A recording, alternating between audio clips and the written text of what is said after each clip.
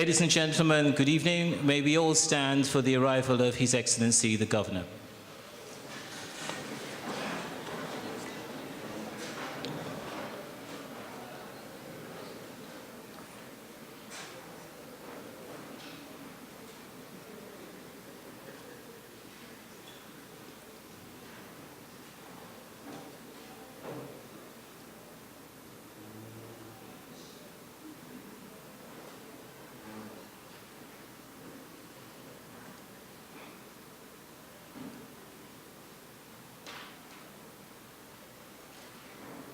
Thank you very much. Can we all remain standing for the national anthem, which will be delivered by Miss Kayla Bass of the Barsty High School.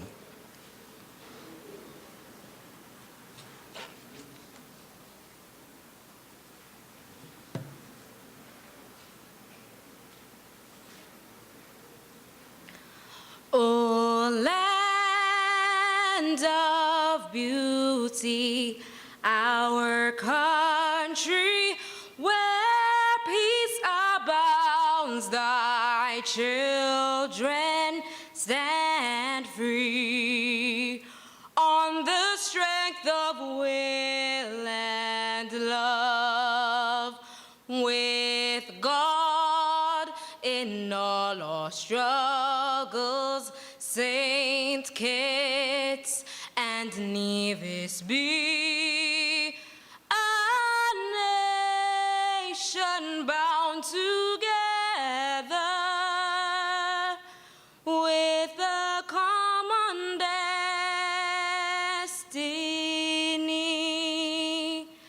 As stalwarts we stand for justice and liberty, with wisdom and truth. We will serve and honor thee. No sword nor spear can conquer, for God will sure defend. His blessings shall forever to posterity extend.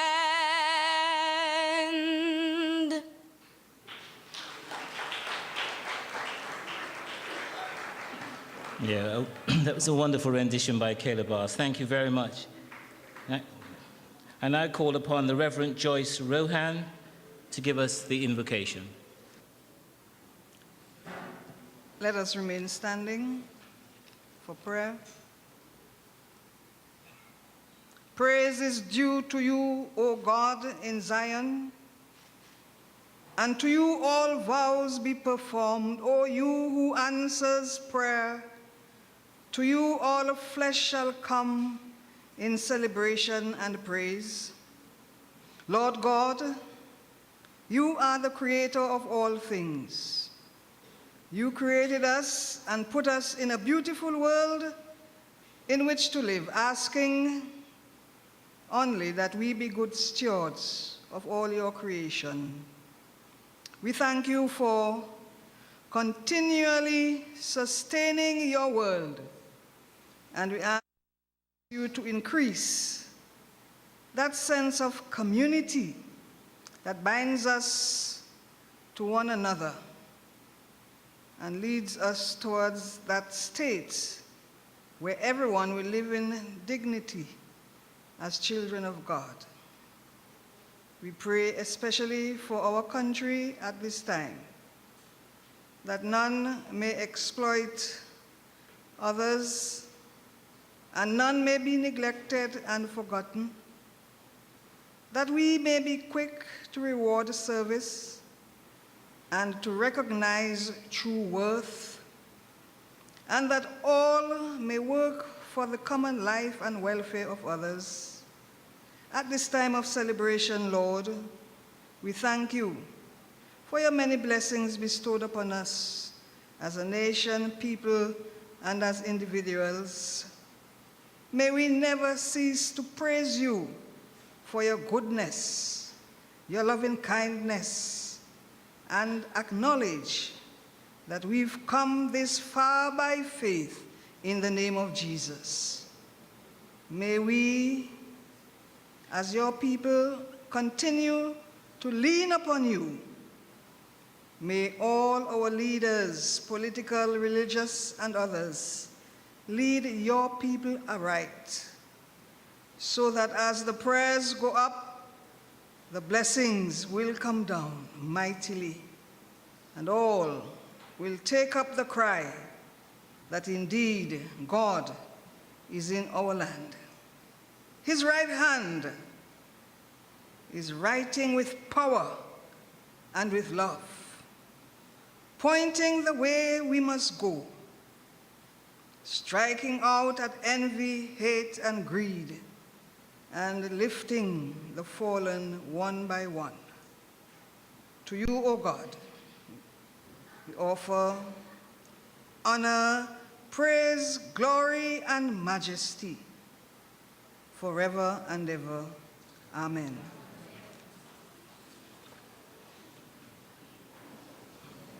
Thank you very much, Reverend, for those words of blessings on tonight's proceedings. Yes, you may be seated.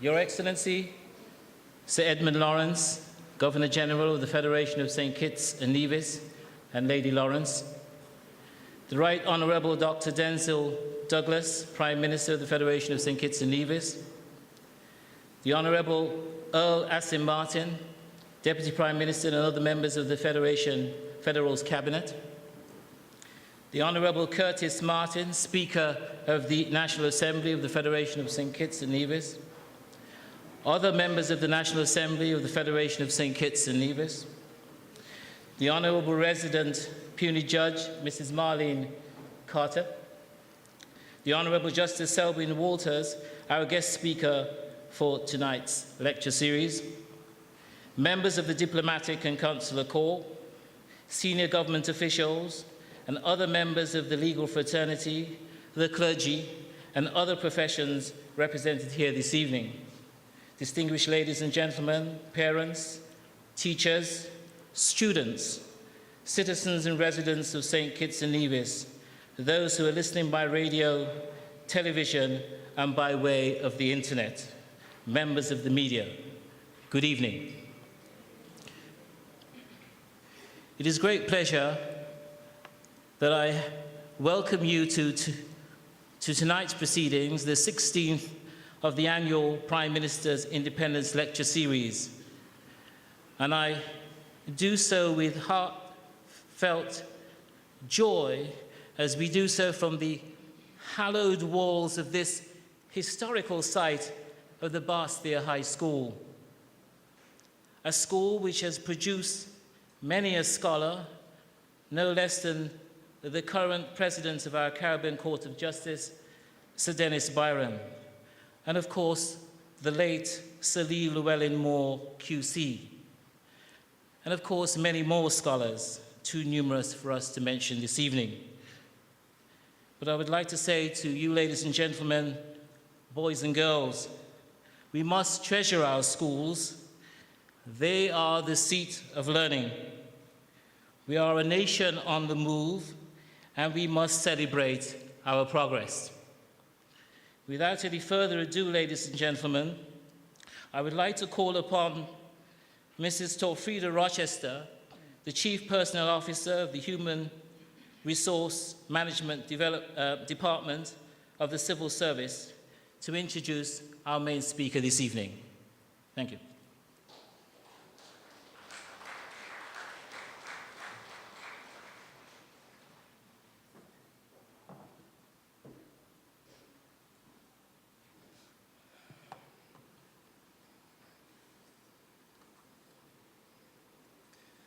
Good evening,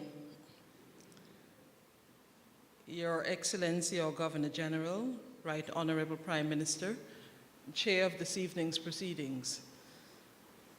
I seek your permission, sir, to adopt the protocol that you just so ably established.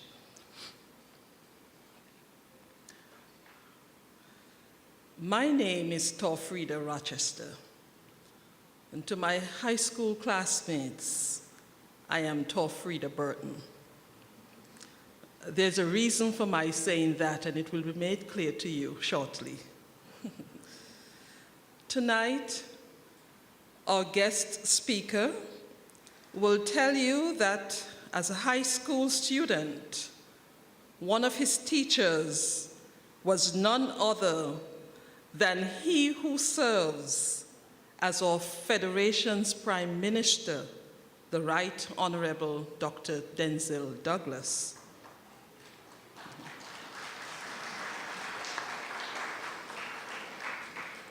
He may tell you also that he and I sat together in classes right here in these hallowed walls of the Bastia High School. And that was during the mid-1970s, for those who want to calculate. These two things, ladies and gentlemen, are the very reasons that he, the speaker, and I are here this evening.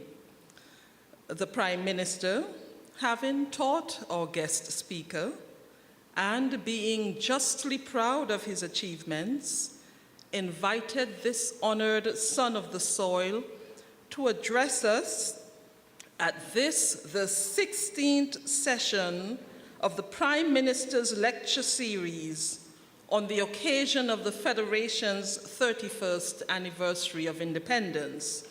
And I, being the speaker's former classmate, was assigned the task of introducing him at this lecture, and I am honored indeed so to do. Our guest speaker, the Honorable Judge Selwyn Walters, is a product of the Newtown community.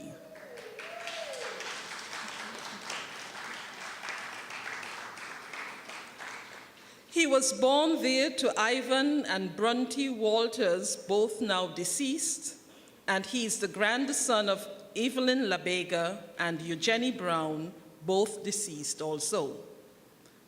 His early education he received at the Newtown Primary School, and he was in the first cohort of students to be educated in the new facility when that school moved to Ponds Pasture. His secondary schooling commenced at the Park Range campus of the Bastia Junior High School and was completed at this very location, the Bastia High School, from where he graduated in 1977. Upon leaving school, the young Selwyn Walters gained employment in the government service and worked for 3 years in the Customs Department before migrating to the United States Virgin Islands, where he enrolled in, as it was called then, the College of the Virgin Islands. We know it now as the University of the Virgin Islands. He graduated from that institution with a Bachelor of Social Science degree, achieving honors in political science and history. His other credentials include educational pursuits that took him to the University of Florida Law School, from where he gained the right to the title Doctor of Law. While at that school in the University of Florida, Judge Walters held a constitutional law fellowship and served as vice chair of the Justice Campbell Thornell Moot Court Board. Appointed United States Administrative Law Judge in 2009, the Honorable Selwyn Walters now functions as Chief Judge in the Bronx, New York, and that has been since 2012. And he gives of his expertise to Social Security Administration matters. Other positions he has held include Deputy Chief Administrative Law Judge and Interim Chief Judge in the Washington State Administrative Court, Rules Attorney for the Washington State Department of Law and Industries, staff attorney for the Commerce and Labor Committee of the Washington State House of Representatives, associate at Fraser and Williams in the USVI, principal and legal policy advisor in the Office of the Governor of the USVI, and he has also been a special assistant attorney general. He served on contract with the Ministry of Indian and Northern Affairs of Canada. In this capacity, Judge Walters dealt with claims made against Canada by the Kitts-Nevis Indian Band. His greatest contribution in this regard was the co-authoring of an historical report which sought to establish whether or not Canada had an obligation to settle these said claims. Judge Walters has been consistently active in his field of work. I read where he had been described, and I quote, "a very fair and professional judge," end of quote. Now, I'm not sure if this is as a result of the statistics that I have seen posted on the internet and attributed to Judge Selwyn S. Walters. I found one site with statistics to suggest that of the cases disposed by Judge Walters, his rate was approved claims, 42%, denied claims, 42%. Another site suggested that he dismissed and denied claims almost at the same rate as he approved claims. Now, when you take this into consideration, the claim that he is a fair and professional judge cannot be denied. Ladies and gentlemen, that he is fair and professional is to be expected. For any person who has adopted the maxim, "a good and faithful judge prefers what is right to what is expedient," cannot be but fair and professional. And that is why I'm sure that even though I found some very scathing remarks against some of the other judges in his county, there was no such remark made against Honorable Judge Selwyn Walters. Sons and daughters of the soil living in the diaspora have done themselves and their country proud. Judge Selwyn Walters is right there at the top of the list. Judge, we are proud of your achievements. And we are honored that you're here with us tonight to expound on the theme chosen to mark the celebrations to commemorate the 31st anniversary of independence, a nation on the move, celebrating our progress. We are anxious to hear what you have to say. So, without further ado, ladies and gentlemen, please help me welcome our own Judge Selwyn Walters to the podium.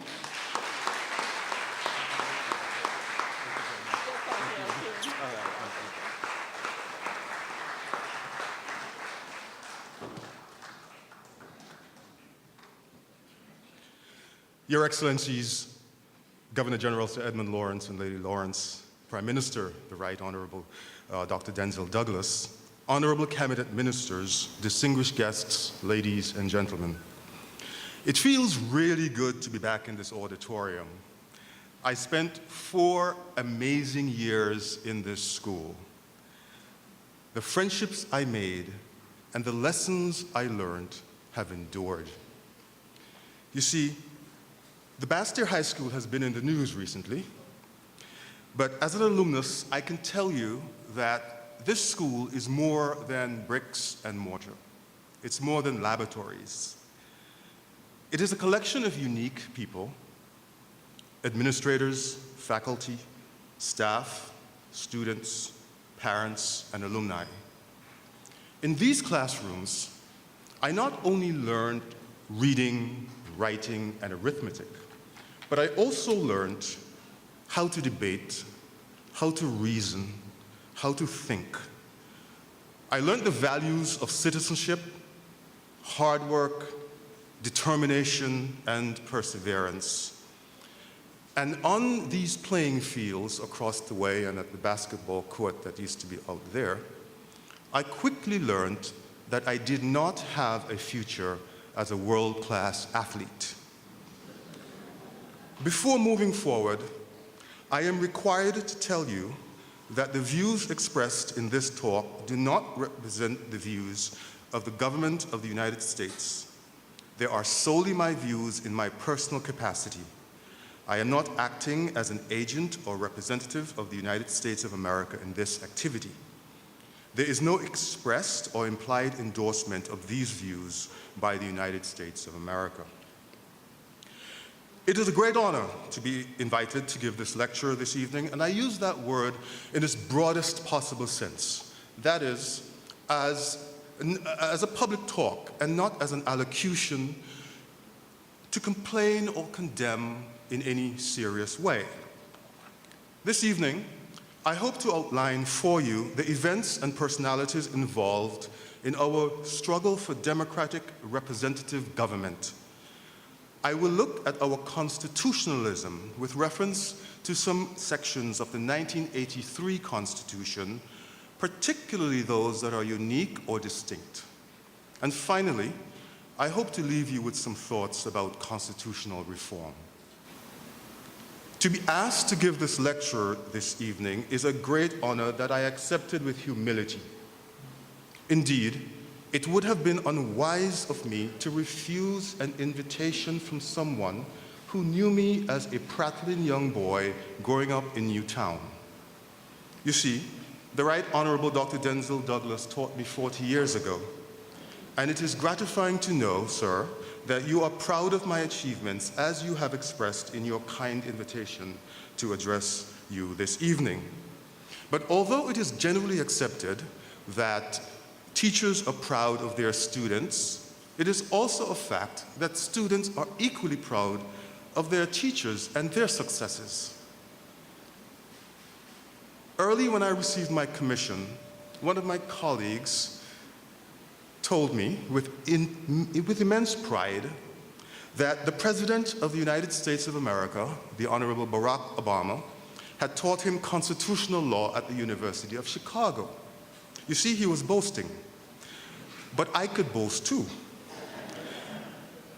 To which I replied with equal pride that my high school biology teacher had not only gone on to qualify as a physician, but that he became the Prime Minister of St. Kitts and is now the longest serving Prime Minister of our great nation.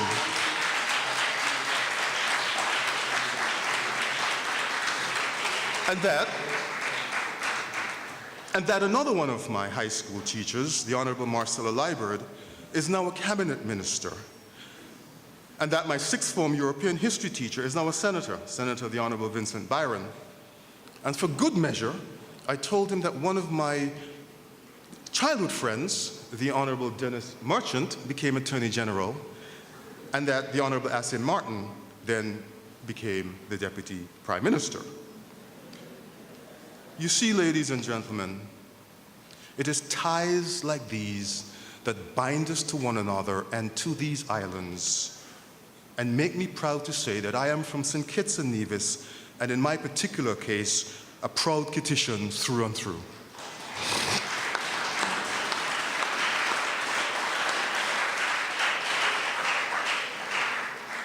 Growing up in Newtown during what has been called the transitional generation, that is the generation that was the last to experience the remnants of colonialism and the first to experience the euphoria of political freedom, I did not in my wildest dreams imagine then that I would one day share the same podium with the many distinguished nationals who have presented this lecture. That I am standing here this evening would have made my parents immeasurably proud, because it is my parents, my family, my teachers, my friends, my church, and my community that have given me the foundation for whatever successes I have achieved. It is the St. Kitts-Nevis experience that gave me a springboard to the world. September is a month of intense patriotism. We celebrated in 1983, full of hope and positivity. And 31 years later, we still celebrate, full of hope and positivity. This year's celebration, with all its pomp and pageantry, commemorates a level of maturity, self-awareness, and worth, and gives us confidence to move forward, learning from our experiences. But as we celebrate, what are we celebrating? When we say that we are proud to be from St. Kitts and Nevis, or that we are proud Kittitians and proud Visions, what exactly are we proud of? The theme of this year's celebration is A Nation in the Move, celebrating our progress. And I may add, we have much to be proud of and much to celebrate. I am proud of our political diversity and the level of our political participation. I celebrate and I am proud of our democracy, chaotic though it may be at times. I am proud that after 400 years of struggle, the St. Kitts-Nevis family still survives. And I am proud of our education system. St. Kitts and Nevis has one of the best education systems in the world.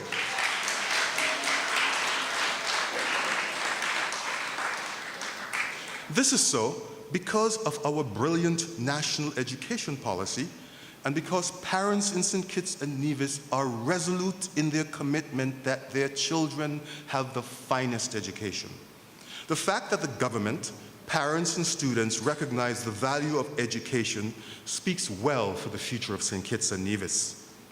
I am proud of our healthcare system, our world-class athletes, and the many Kittitians and Nevisians in the diaspora who have made sterling contributions to their adopted countries of residence. St. Kitts and Nevis has one of the longest constitutional histories in the Caribbean. So this year's celebration is not just about the 31 years we have been independent. Although we are celebrating the 31st anniversary of the 1983 Constitution, we are essentially celebrating much more. When we commemorate our independence, we are celebrating our affinity to something that is largely intangible but profoundly meaningful to us: our liberty, our self-determination, our sovereignty. For, as Jimmy Cliff sang in The Harder They Come, I'd rather be a free man in my grave than living as a puppet or a slave. During these festivities, we commemorate our resilience after centuries of slavery, pseudo-slavery, and colonialism. And we celebrate our capacity to sustain a more perfect union that is politically stable and that offers its citizens social and economic progress. Today, our citizens enjoy political rights and civil liberties. State institutions function well.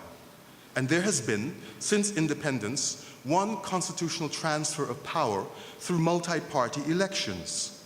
We also have a well-respected independent court system that citizens in this country use vigorously to seek redress. Constitutionalism is a complex of ideas, attitudes, and patterns of behavior celebrating the principle that the authority of government derives from and is limited by a body of fundamental law.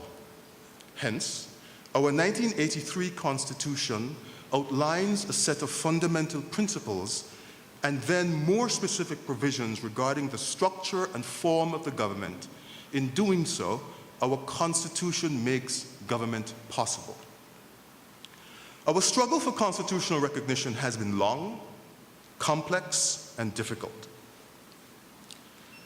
The first constitutional arrangement in St. Kitts and Nevis was a quasi-feudal arrangement called the Lord Proprietorship. The Lord Proprietor, in this instance the Earl of Carlisle, did not own the islands, although he had considerable power to govern and did so under a grant of the imperial government, who retained sovereignty. Under this system, the economic and financial interests of the large landowners ordained the form and function of proprietorship.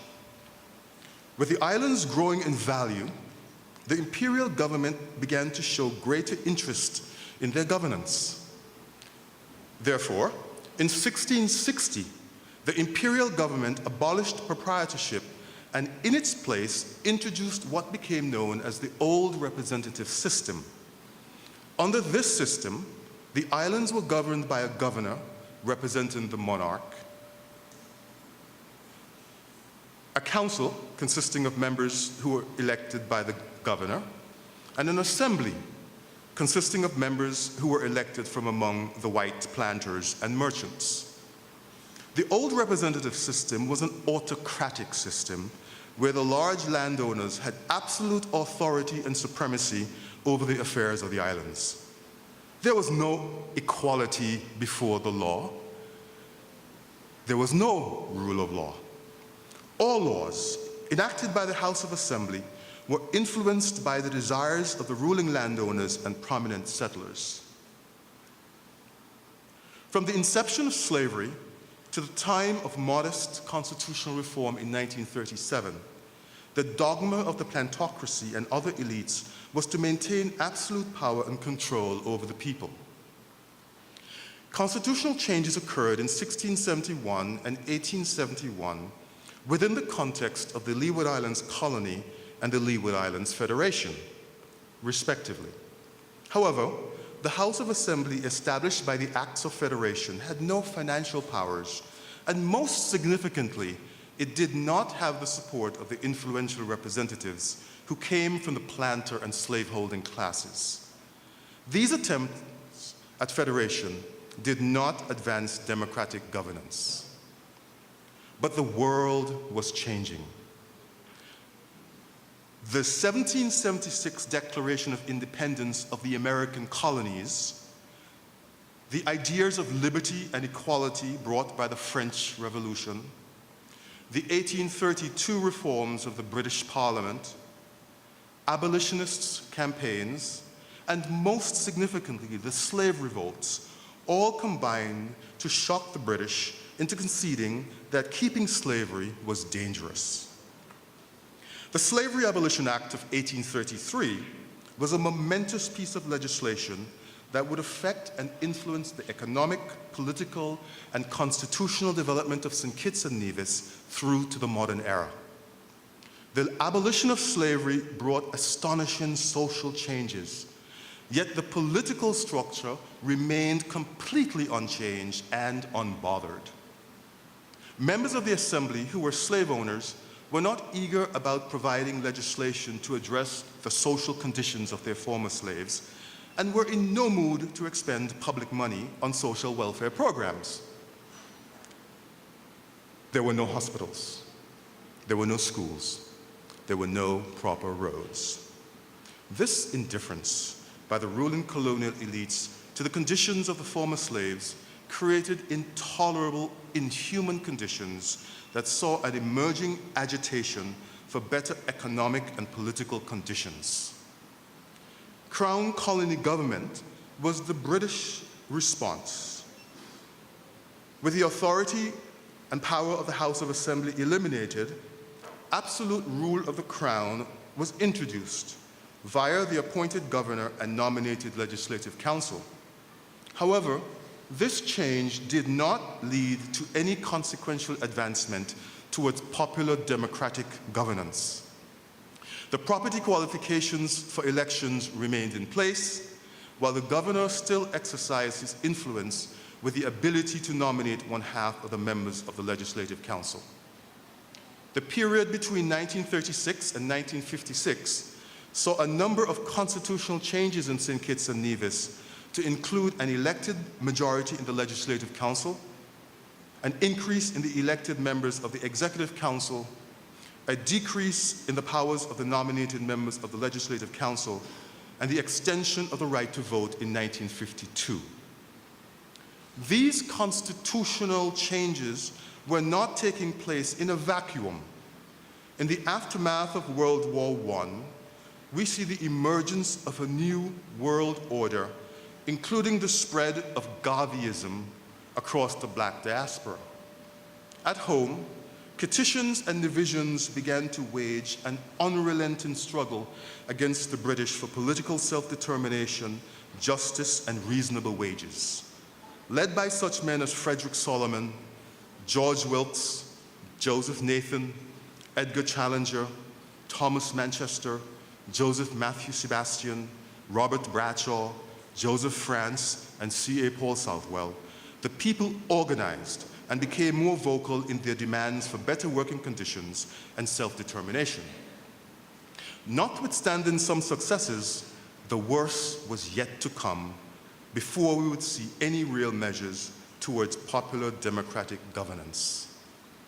The socioeconomic conditions of the 1930s were intolerable for the majority of Kittitians and Nevisians.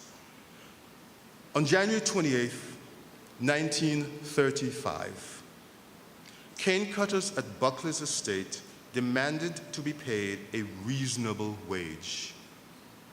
Because of this request, Joseph Samuel, John Allen, and James Archibald were gunned down, and 9 workers were seriously injured.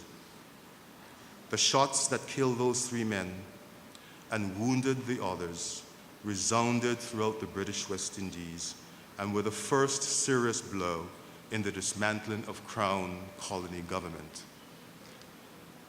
Let me repeat, those shots in Buckley's yard is what struck the first blow in the dismantling of Crown rule in the British West Indies.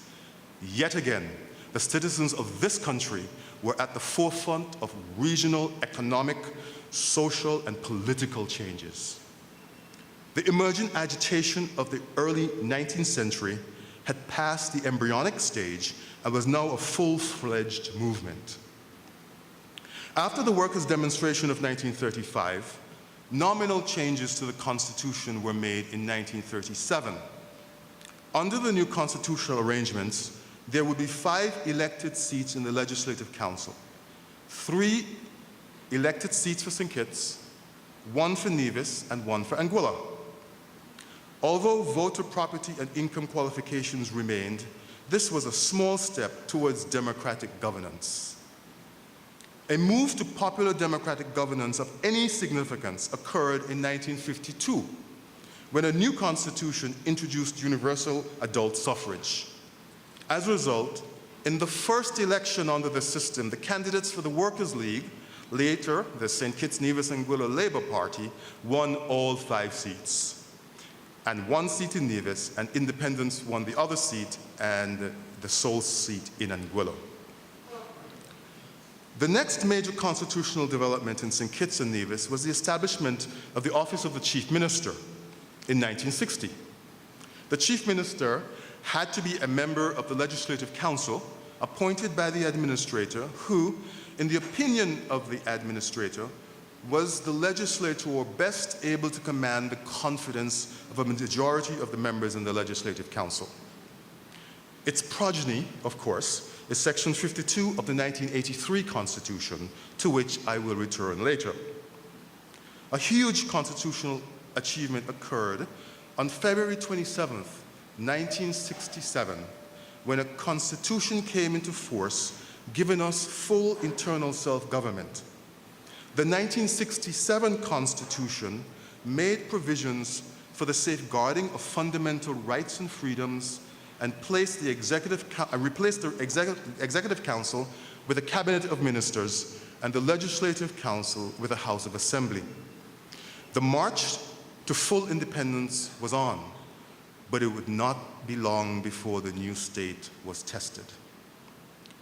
Open rebellion in Anguilla and an armed attack on law enforcement and the security forces in St. Kitts in 1967 created a political and security crisis, tested the Constitution to its outer limits, and exposed fault lines in the status of our association with the United Kingdom. In 1971, the governing Labour Party, headed by Premier Robert Bradshaw, addressed the issue of Anguilla and nationhood for St. Kitts and Nevis head-on, when it promised in its election manifesto that, quote, associated statehood was never a final goal in constitutional development, but rather as another in the sequence of steps to free our people and make them fully responsible for all their affairs, internal and external. Premier Bradshaw again made independence an issue in the election of December 1st, 1975. After winning 7 of the 9 seats in the House of Assembly, he stated that independence was now a question of mechanics and time, and that the state would go it alone.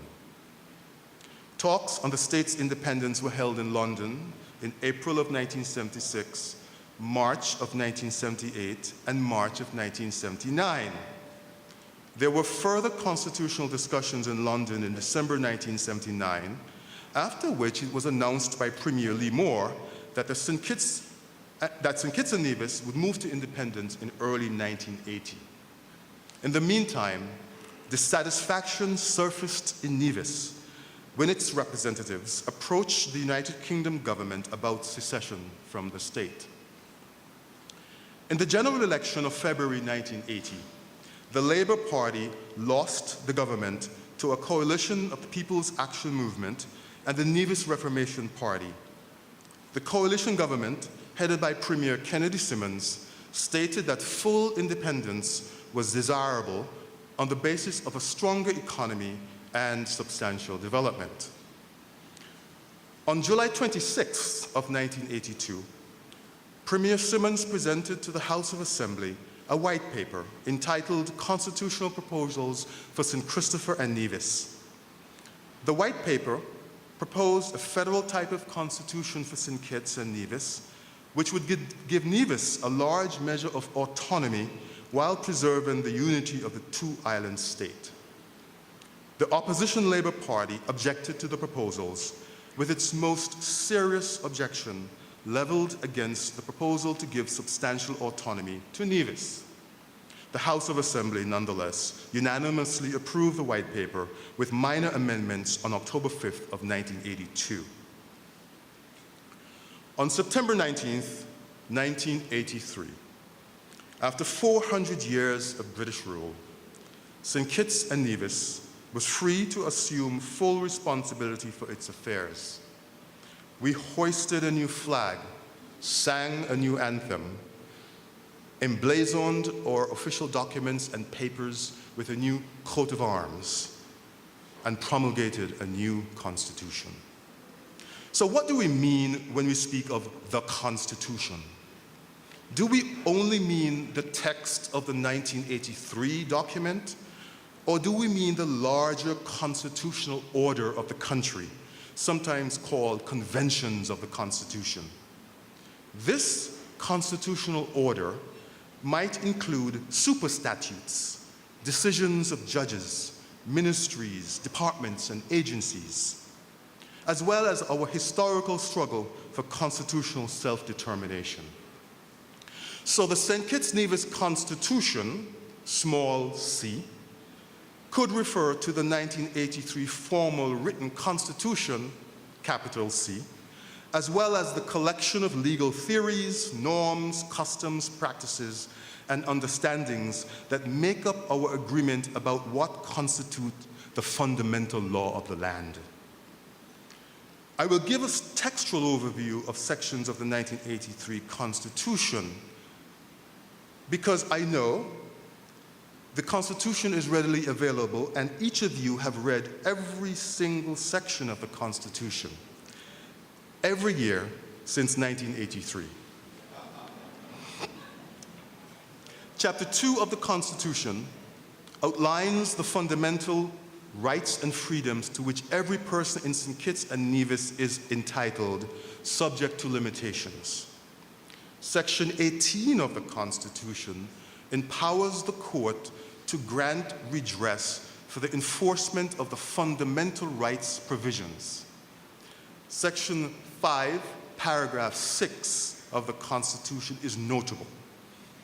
It states, any person who is unlawfully arrested or detained by any other person shall be entitled to compensation thereof from that other person or from any other person or authority on whose behalf that other person was acting. Section 18 when read together with Section 5, Paragraph 6, enlarges and expands our constitutionalism regarding vindication of a breach of the fundamental rights provisions. The remedy for vindicatory damages is new, and Section 18 of the Constitution, given the court jurisdiction to grant constitutional relief, is only found in our Constitution and the constitutions of the other OECS states. Vindicatory damages were not always available. In Attorney General of St. Christopher, Nevis, and Anguilla versus Reynolds, one of the cases coming out of the troubles in the Anguilla situation in 1967, the Privy Council ruled exemplary damages, those are a form of damages that are usually found in tort, were not recoverable for breach of a constitutional right. Then, in 2005, in a case from Trinidad and Tobago, the Privy Council endorsed vindicatory damages for constitutionally protected rights and freedoms. In fact, the Privy Council has now expanded this new remedy to breach of other constitutional provisions in addition to violations of the provisions on fundamental rights and freedoms. And that came out of a case from St. Kitts-Nevis, the case being Innes versus the Attorney General. Ladies and gentlemen, that's a lot of legal stuff. The bottom line is that in St. Kitts and Nevis, entitlement to money damages is automatic, where there is a constitutional violation of the right to liberty. And the court is empowered to go further and award additional damages for vindication of the constitutional breach. These decisions enhance our constitutional democracy and are an example of what I have referred to as our constitutionalism, or the constitutional order. In view of our long history of oppression and slavery, it is apt that Section 7, dealing with protection from inhuman treatment, is enshrined in the Constitution. There is a rather long Section 8 on the protection from deprivation of property. Specifically, where property had been compulsorily acquired, adequate compensation must be paid within a reasonable time. I am usually of the view that this section provides far more protection for the rights of property than it does human rights. Our long history of colonialism and its persistent attempt at destroying our family unit also influenced Section 15, which prohibits discrimination by reason of birth out of wedlock. The bigoted concept of bastardy is no more. Chapter 4 establishes the legislative power in Parliament, consisting of Her Majesty and a National Assembly. Regarding composition of the National Assembly, the Constitution speaks to the election of representatives, but it does not specify how those representatives are to be elected. However, by tradition, the country utilizes the British first-past-the-post electoral system rather than proportional representation. Another example of our constitutionalism. Section 27 and Section 28 are distinctive provisions.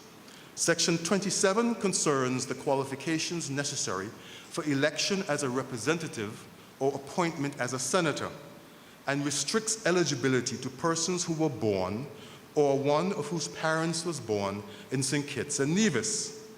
Many persons consider Section 27 to be intolerant and xenophobic, while Section 28, prohibiting any citizen from being a representative who has an allegiance to a foreign state, is criticized as being absurd.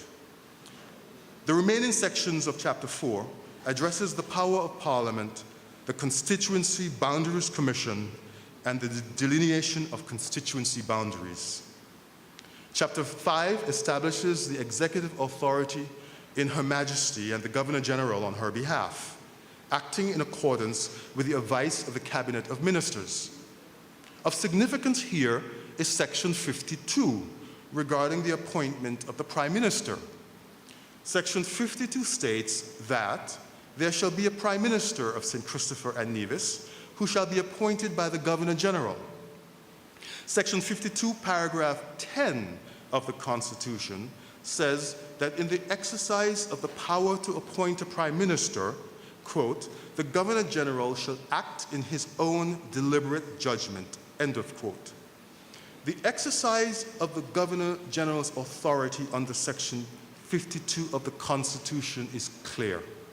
The Governor General has the constitutional authority to appoint a prime minister, as prime minister, any representative, quote, who appears to him likely to command the support of the majority of representatives. It is the Governor General's decision and his alone, and no court would have jurisdiction to inquire into the Governor General's decision because it is a decision the Constitution makes the sole responsibility of the Governor General. If the Governor General does not get it quite right, it is the elected representatives in Parliament who will. The remaining chapters are 6, 7, 8, 9, 10, and 11. There are 6 schedules. Chapter 10 addresses the island of Nevis. However, there is only one provision I wish to mention, and that is Section 113. Section 113, paragraph 1, states that the Nevis Island Legislature may provide that the island of Nevis shall cease to be federated with the island of St. Christopher, and accordingly, that this constitution shall no longer have effect in the island of Nevis. One commentator referred to this section as a provision for unilateral secession. I look at it differently. As an independent state, we have decided for ourselves how our federation will be structured. It may not fit the classical definition of a federation, but it is our decision. And after 31 years, it appears to be working. Because while it seems sometimes that we are perpetually at war with ourselves, the truth is we share some core values. We all value education and religion. We value our creative energy, our resilience, our history, our culture and way of life, and our courage. We have a robust respect for bloodlines and family ties.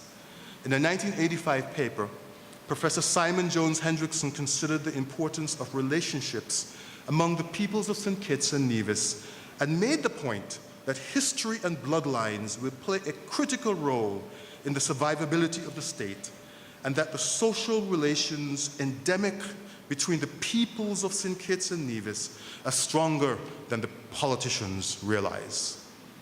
Section 113 notwithstanding, the people of Nevis and the people of St. Kitts, linked as we are by strong relationships of blood and marriage, have, over these 31 years, seemed determined to keep the state intact. So, where do we go from here? What is our role in monitoring the constitutional order to ensure that we remain united, free, and prosperous? Constitutional experts conclude that, on average, most constitutions only last for about 19 years. Ours has lasted for 31 years.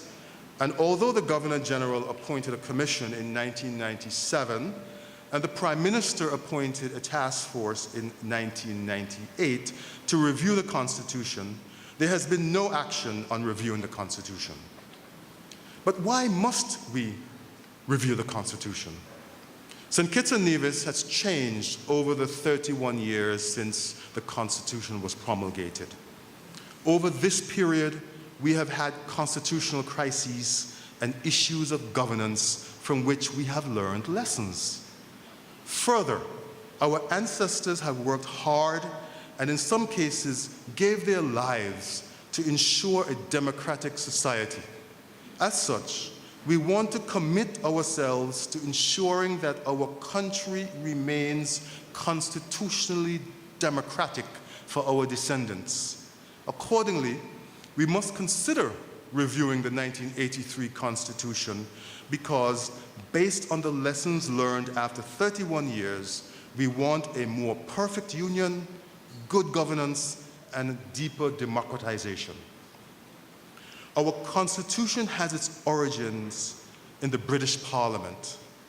If our Constitution is the foundation for a democratic society, it follows that the power of the people must be supreme and the people must establish the constitutional framework.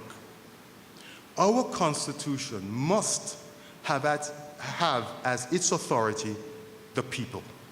Accordingly, I am of the view that we should repatriate the Constitution. That is, we should remove the British Parliament's authority from the Constitution and through the process of democratic participation, write our own.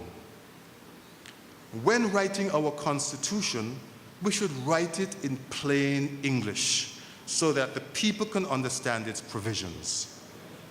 There is no convention that requires that we write a constitution in legalisms and perplexing references and cross-references and saving clauses.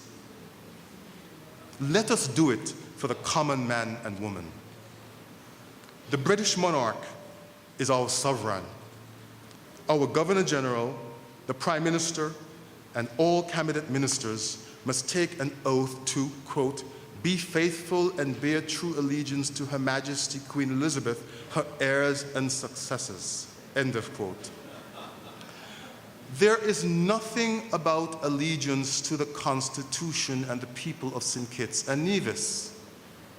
Brilliant men have led this country. Sir C.A. Paul Southwell, Sir Robert L. Bradshaw, Sir Lee L. Moore, the Right Honorable Sir Kennedy A. Simmons, and the Right Honorable Dr. Denzil Douglas, our current leader, who continues to bring unparalleled regional and international recognition to the Federation.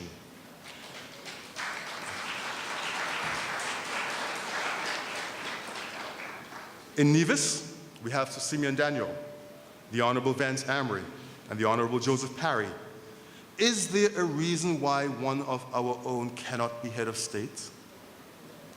Chapter 2 of our Constitution outlines our fundamental rights and freedoms, but those rights are not unconditionally guaranteed. That is, they are allowed only insofar as they do not undermine, quote, public order, quote, good government, or, quote, the public interest. Who determines the public order? Who determines good government? Who determines the public interest? Should our Constitution embody the ideals and values contained in the Charter of the United Nations and the Universal Declaration of Human Rights, including provisions for an avenue of redress by individuals? Should we reassess or abandon the Westminster parliamentary system? Should we reevaluate the powers and authority of the executive and the legislative branches? Is the National Assembly capable of providing meaningful oversight of the executive? Is the executive too strong? Should we reassess or abandon the first-past-the-post election system where the winner takes all and winning is everything? Should we address the civil service to ensure continuity, professionalism, and neutrality? Should we allow appeals to the Caribbean Court of Justice and abandon the Privy Council? I offer these thoughts for your consideration. Any answers must come through the process of democratic participation. We are all members of the St. Kitts-Nevis family. We are connected not only by blood, but also by birth to these islands, and even more strongly by the cohesion of nationhood. We love our country. We are proud of our heritage, democratic traditions, vibrant culture and history. Those of you who were paying attention and didn't doze off will notice that I did not use the word problem in this presentation. There is no reason why I should stand here and tell you yet again what you already know. We can be complacent and complain, but that approach will bankrupt us and destroy us. Alternatively, we can apply our minds and our immense talents to ensuring a better tomorrow. be it Chief Justice of the Eastern Caribbean Supreme Court, President of the Caribbean Court of Justice, Finance Minister of the West Indies Federation, World Championship sprinter, internationally renowned surgeon, winning the Leeward Islands Calypso competition again and again, moving our indebtedness from almost 200% GDP to under 100% GDP in less than 2 years, or the legacy of the Buckley's riot. What are we celebrating and what are we proud of? I think you know the answer. Happy independence.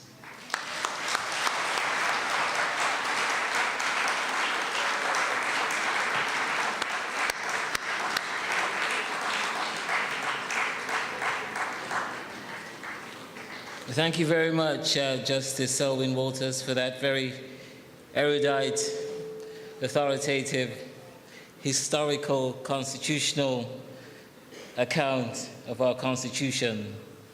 Soul-searching, perhaps, thought-provoking, but certainly interesting.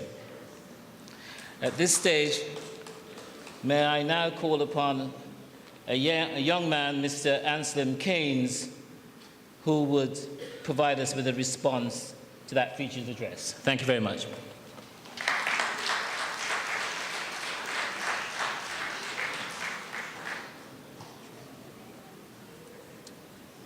Good evening, ladies and gentlemen.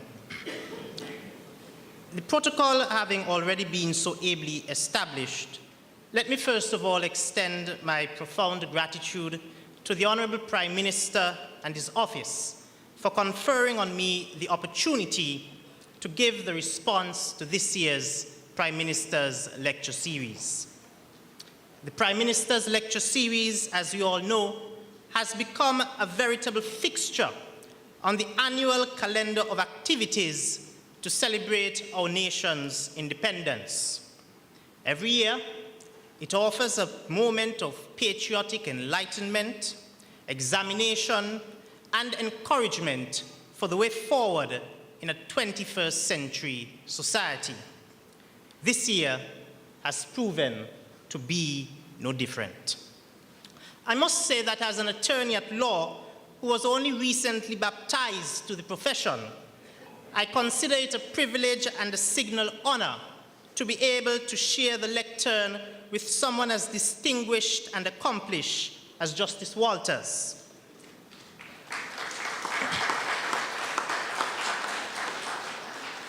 And I can only hope that some residue of his wisdom and knowledge would have rubbed off on me, as I am to hope it would remain with us all when we depart these hallowed halls this evening.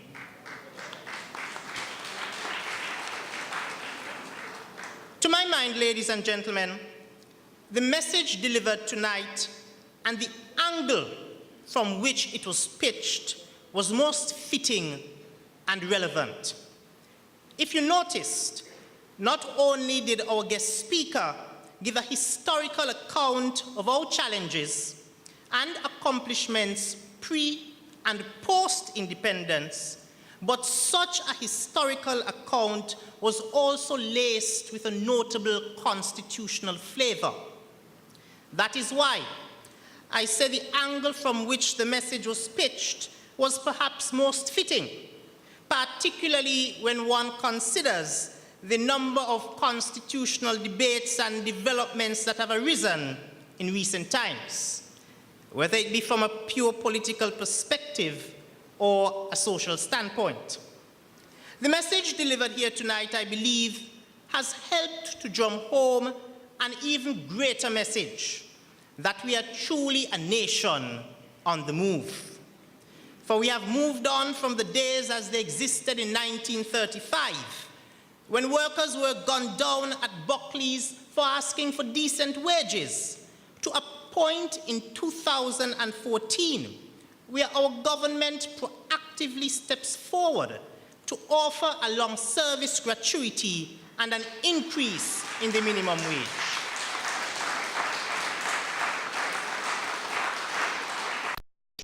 And this moment forces us to ask ourselves, is, shall these accomplishments cause us to become content and complacent, or will they propel us to become even more proactive and progressive? I can say to you that the constitutional lesson embarked upon this evening by Justice Walters has reinvigorated the law student and the patriotic citizen within me.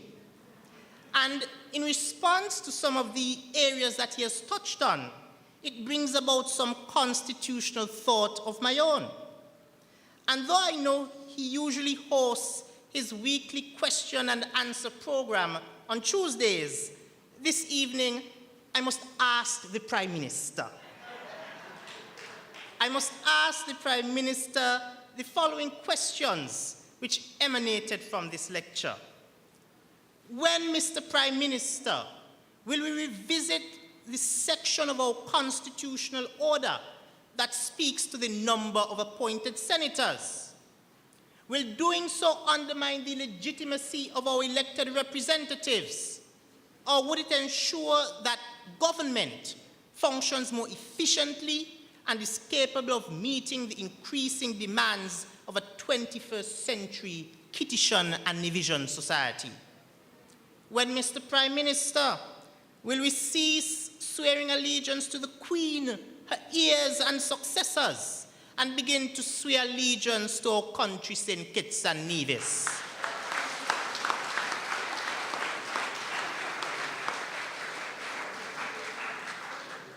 When, Mr. Prime Minister, will we zone in on Chapter 4 of the Constitution that Justice Walters mentioned and properly address the imbalance in the constituency boundaries which we have not addressed in 20 years? When, Mr. Prime Minister, will we finally revisit the existing federal structure so that no longer would certain individuals speak secession in one breath and then still preach unity in another?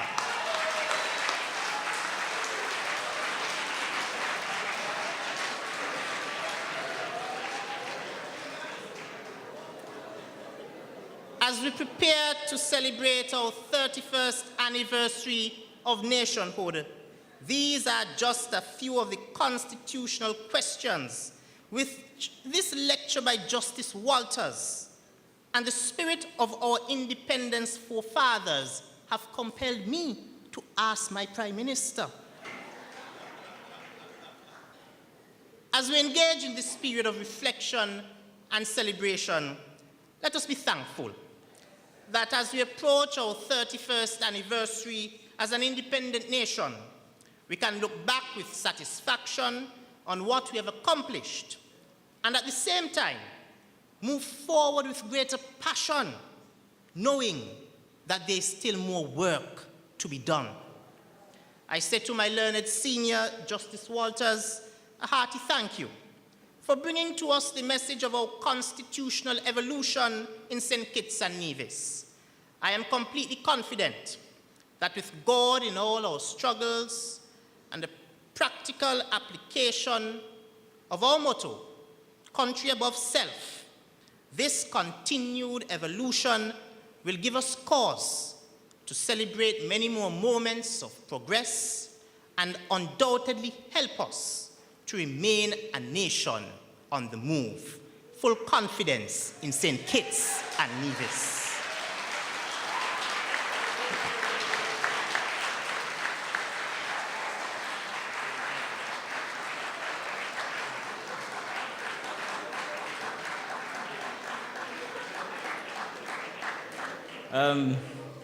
Ladies and gentlemen, before walking into this auditorium tonight, I had a discussion with a pretty senior individual on the issue of hope.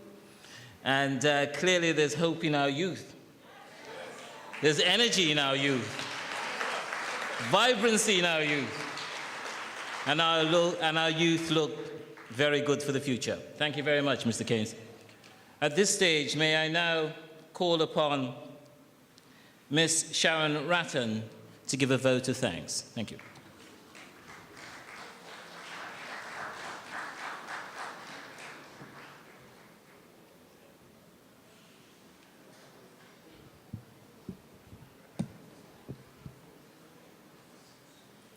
Thank you very much, Mr. Merchant, Mr. Chairperson.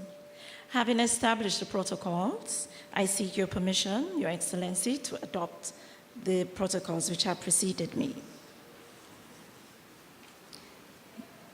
Ladies and gentlemen, I have the honor tonight of proposing the vote of thanks to all those who have contributed in one way or another to present the 16th Annual Prime Minister Lecture Series. Distinguished ladies and gentlemen, I give praise and honor to the patron of this event, the Right Honorable Dr. Denzel Douglas. This annual event has provided the opportunity to outreach to distinguished, prominent, and successful Kittitians and Nevisians in our diaspora. These connections now serve as a resource pool upon which we can tap and rely on. Every year, our fellow citizens are invited to share their experiences and perspectives about our national development. For this opportunity, we wish to record our heartfelt thanks to our beloved Prime Minister, and I pause here to invite him to take a bow and for us to put our hands together for our leader.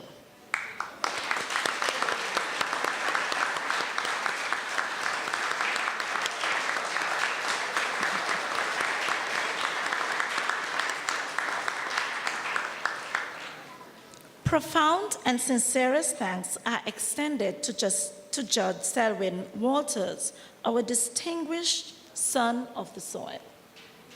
Tonight, sir, you have presented us with a well-researched history of our political development.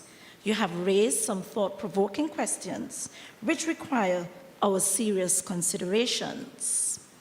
It was a joy being at the feet of your learning here this evening. We say, and let me invite you also to put your hands together for Judge Selwyn Walters.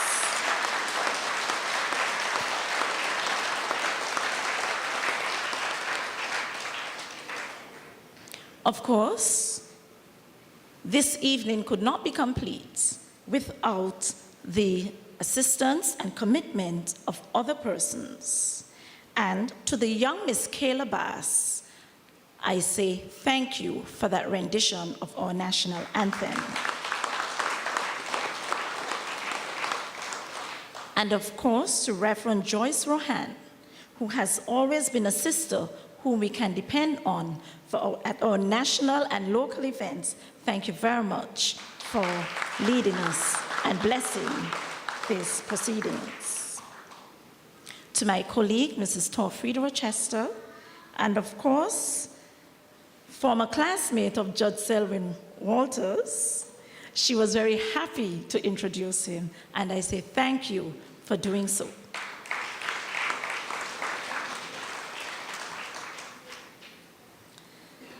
Many thanks go out to the Prime Minister's office, the Office of the Prime Minister, and of course, the Chair of the Independence Committee, Her Excellency Astona Brown, and her fellow committee members. And I must mention here the hard work of Mr. Elvis Newton, our Permanent Secretary in Foreign Affairs, and his staff for helping us to bring this event together. Of course, many thanks also go out to our partners beyond the government, Lime, Digicel, and the Cable, who have all sponsored this event online. It is streaming so that other persons in the diaspora and locally can be part of these proceedings.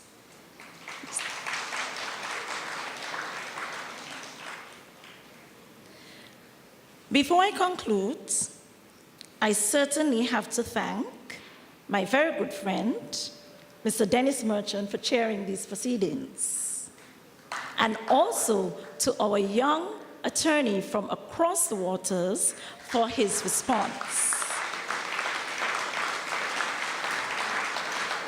He appeared to be emboldened and very motivated by what he learned.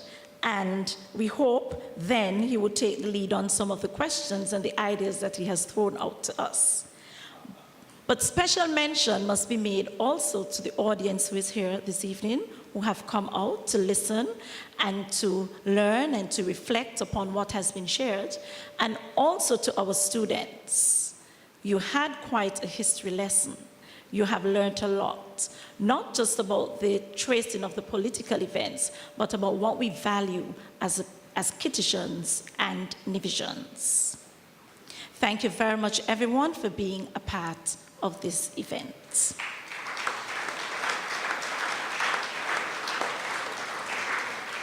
Before I leave the podium, I'm going to ask Judge Selwyn Walters to step forward so that I can present him with our token of appreciation. Oh, great.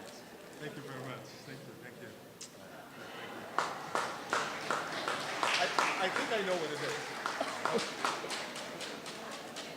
Oh, you want to open it? Prime Minister's telling me to open it. Okay, he wants to open and share what he has received.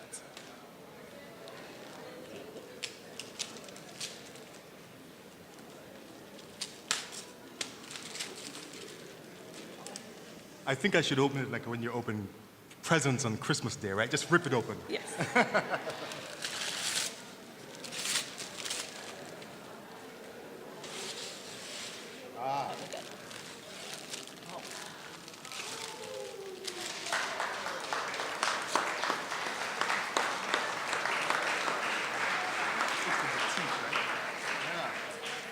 It is a lovely batik painting, and a bit of advice, it looks very nice under a light. Thank you very much. I really appreciate it very much. It will be added to my collection of artwork from St. Kitts. In my home, I have paintings from Miss Malulu, and so this is going to go right next to it. Thank you very much.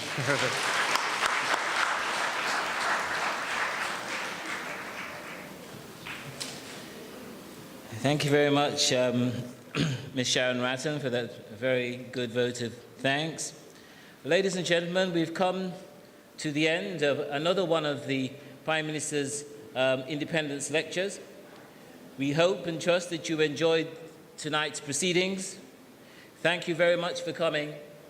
Safe journey home. Good evening.